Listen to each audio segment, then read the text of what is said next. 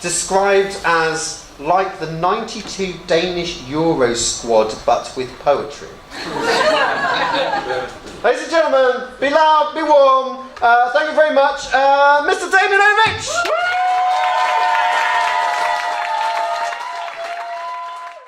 Change is sudden. Change is gradual. Change is complex, even when it's natural. Change is challenging the status quo like the Quaker cemetery near the mountain road. Change talks like new, but it's history repeating. Change, it's our permanent state of being. Green spaces. I mean, what isn't better when you do it outdoors? Exercising, painting, stealing vegetables, walking the dog, grazing the family cow, outdoor cinema, outdoor theatre, a good old-fashioned public hanging. Green spaces are part of a city's story, but they've always been more of an argument than a conversation. In 1227, Nicholas of Shirley settled out of court and handed over his claim to the common lands, to be held by the burgesses and their heirs forever. This became the common, and it has been ever since. Meanwhile, elsewhere, for centuries, every autumn and winter, Lammas lands were handed over to the townsfolk as common land for grazing and foraging. Because even the salt marshes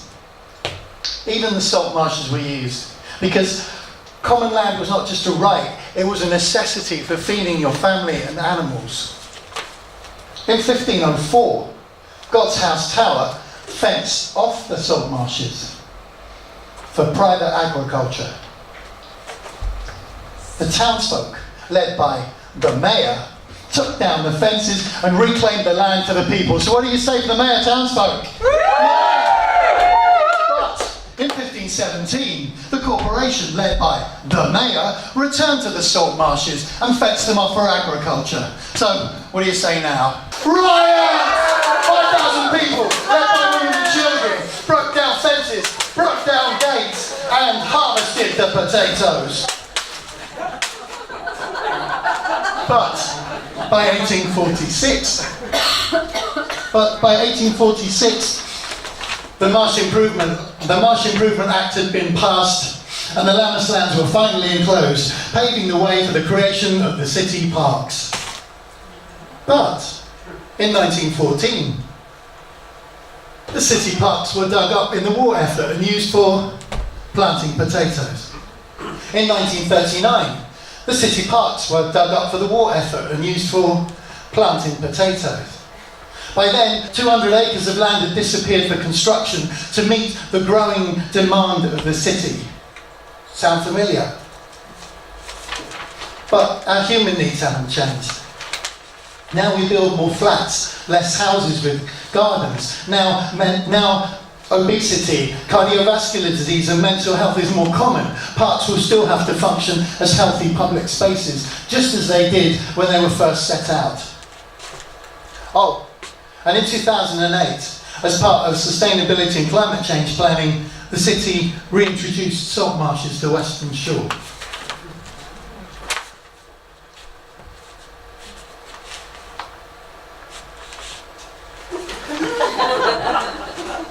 This is Southampton, and here are where many of the trees in the city come from. For the last 300 years, we've been inviting trees to come and live with us, to come and work for us. By coexisting and adapting, they have learned to cope with change. Unfinished compositions. They etch the sky like the calligraphy of evening starlings. Saplings, they disembarked from empire, now bark eddies over swollen joints. Chestnuts, palsied hands, reach down past wars and technology to shade the heads of youngsters in care home gardens. So brief, so sad, that each shedding now seems more like a scattering of earth than the rice and confetti it used to be. Trees are our oldest living residents. Connoisseurs of revolution, of succession, of time changing some things and nothing.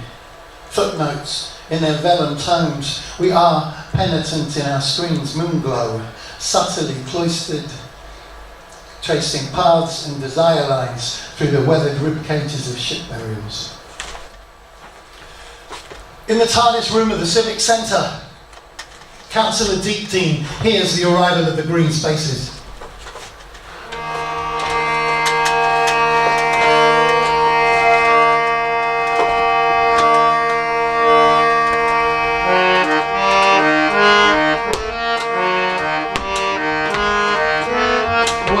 Shore to Redbridge Marshes, Cockbush Lane to Asylum Green, Playground Greenway, Sports Ground Garden, playing our part in the background scenes. We grow along with the city, we give you the air that you breathe. We know the pain and pleasure, putting down roots and losing our leaves. Western Shore to Redbridge Marshes, Cupbush Lane to Asylum Green, Playground Greenway, Sports Ground Garden, playing our part in the background scenes. We grow along with the city, we give you the air that you breathe.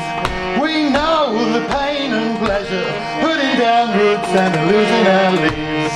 We grow along with the city, we give you the air that you breathe. We know the pain and pleasure, putting down roots and losing our leaves. Deepdene looked out across 1,000 acres of woodland, parkland, bankside and allotment. Can we call this meeting to order, please? Order. Thank you. One apology. Hidden Pond's presentation will be delayed as it is still somewhere in the city. So, moving on. Item 1 on the agenda, population and housing. We're a modern growing city. These pressures are always on the agenda. Are there any thoughts? Garden centres, yells Daisy Dip. I mean, people have been filling their houses and gardens with exotic plants for more than a century. They always seem to make room when they can. Houses? It's all flat, sparked Tinkler Green, and we're the only space where children living in them can play. She's right, bellowed the Oaks person from Fremantle Common. For poorer families, we're practically the only free day out. A cemetery, you spoke. Aye. This Gravestone Garden has been coming here from everywhere to create a community open space, a shared social history for leisure, for learning, and it's not just for people. We make homes for wildlife. Something like applause broke out. Birds tweeted, small mammals grunted, normally inaudible. You can now hear the sound that beetles make when concepts are presented in an eloquent yet accessible way. If I may, the university grounds added, we also provide an ongoing psychosocial nexus concomitant with improved outcomes for social cohesion and capital, as well as those for juvenile cognition and well-being. In fact, I think I have my presentation with me. The Beatles fell silent. All looked to Deepdene. So, in parts, people from all different backgrounds can meet and mix more easily, and their kids can learn new skills while they play. Well, yes. Okay, moving on. Item number 2 on the agenda. Sustainability and climate change. Now, you know better than we do the impact of this on the city and the implications for the future. So, does anyone have any thoughts? Oh, hang on. Yes, it looks like we've found Hidden Pond. It's with Councillor Bernie Muttonchops, who's been in the radio car since 1973. So we're now going live now to Hidden Pond.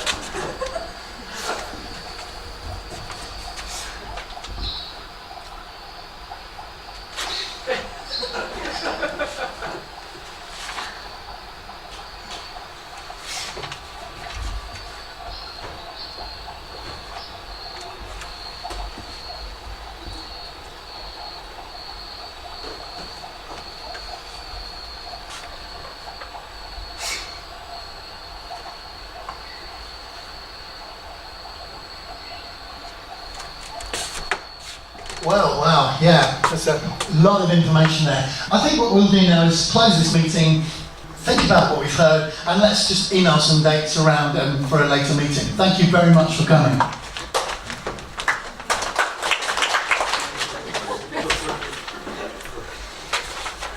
green spaces have always been contested spaces, and that's sometimes true today. So what we're going to do now, townsfolk, is we're going to look at some real examples of changing green spaces, and let's see what we think. So, townsfolk, is it red or is it green? Volunteers maintaining a green space for their community. Red or green? Green or red? Green. Come on, green, yes, it's good. Burning down the sports centre. Red, yeah. A school fencing off green spaces to the general public. Oh, come on, red or green? Red. Green, or some green over there. Couple of teachers. Okay. What about house building on green spaces? Red. Okay. What about opposing house building on green spaces because it's social housing and you're worried about an increase in crime from poorer tenants? Red. These are real examples. What about a council building on part of a green space in order to access funding to improve the rest of the green space? Green. Oh, some green, yeah. Brown. No brown. Okay. Right, I can't stay with the cake. Good. Frogs Copse, Bitton Park. Through a gate in the bushes, I step out onto open, sloping land. Every 15 minutes, a gnat becomes a pterodactyl, scraping its claws across the whiteboard above my head. Jax strapped a lawnmower to his mobility scooter, recreating a swimming pool with lime green lanes of order dragged from the chest-high chaos of yarrow, bramble and rusted dock. This used to be a fuel dump, then pitches, then basketball courts, but the tarmac eroded and wasn't replaced. The council says it can't afford to mow it, but if it's left fallow, it can be repurposed. Quotation marks twitch like insect antennae. They've tried it before. Housing. He mouths the word to baffle the radio mics in the undergrowth. So, I'm here. If it's in use, it can't be repurposed, right? His irritated spaniel keeps pushing a battered toy into my ankle but won't let it go. I walk off along a freshly mown strip. Up ahead, a man watches his dog crap on the path and walks away. At the turd, there's a sign. This area has been set aside for wildlife. I look back. Under the shadow of another pterodactyl, Jack is yelling, "Drop it! Drop it!" No one, it seems, is willing to play ball. Meanwhile, in the sports centre, hear the roar of the lioness as the net purrs, not those pork-bellied trolls who can't see their own feet. Be proud when they say, "You play like a girl." Banned in the 20s, for 50 years more, the women's game virtually ceased to exist. Hear the roar of the lioness as the nets purred. In charity matches, invitational tours, they held down their day jobs while keeping match fit. Be proud when they say you play like a girl, getting girls into sport, opening closed doors now. Grassroots are growing off and on the pitch. Hear the roar of the lioness. As the net purrs, they don't aim to be wags on the arm of some player. They're game changers, athletes, focused, adept. Be proud when they say you play like a girl. Now that football is changing, the tide's on the turn, lifting all boats as it moves up the beach. Hear the roar of the lioness as the stones purr. And be proud when you say, I play like a girl. Mayfield Nurseries. He pushes seeds into grow bags to bury his diagnosis. Their Latin names are treatment options mumbled on ward rounds. So he writes grief, unemployment, failure on plastic labels and sets them as hopeful headstones by each row. She plants tender annuals, now perennials won't take root in her autumn brain. Memory is a sometimes orchard where corrupted windfall returns to branches to swell and ripen each time she's here. You don't need a mental health diagnosis to gain the benefits of being in a natural space. So, interview yourself as rain does the pond. Accept some surface disruption. Anticipate the deepening as insights hover at the edge of you, dragonflies, unattached in the luminous gift of this evening's fading light. We saw back at the start how our bodies are in a constant state of flux. We're basically a network of ever-changing processes, and each time we breathe in, we kickstart those processes. Each time we breathe out, we share bacteria, which kickstarts an immune response in the bodies of those around us. You're welcome. So, I think you might know what's coming next. What I'd like us all to do is to take a deep breath in, and as we breathe out, I want us all to make a noise or a sound. It doesn't matter, whatever noise or sound you want, it's absolutely fine. Okay, so, townsfolk, breathe in, breathe out.